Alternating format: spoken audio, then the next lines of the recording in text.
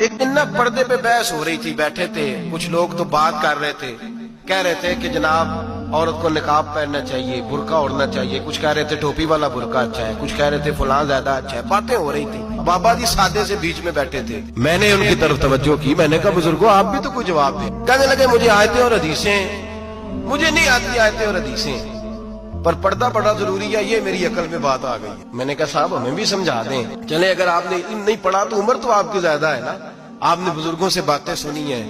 تو کہنے لگے میرا چھوٹا سا پوتا ہے، وہ بازار سے ٹافی خرید کے لاتا ہے، اگر ٹافی کے اوپر سے کاغذ اتار دیتا ہے نا تو ٹافی میں مکھیاں بیٹھنی شروع ہو جاتی ہیں، جب تک اس کے اوپر وہ لفافہ رہتا ہے، کاغذ رہتا ہے، اس پہ مکھیاں۔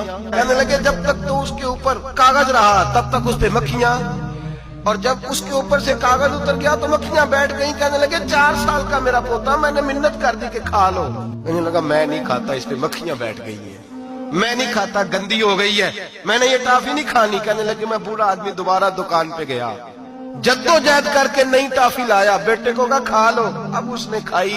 کہنے لگے مجھے سمجھ میں آ گئی، جو بی بی پردہ کرے گی اس پہ مکھیاں نہیں بیٹھیں گی۔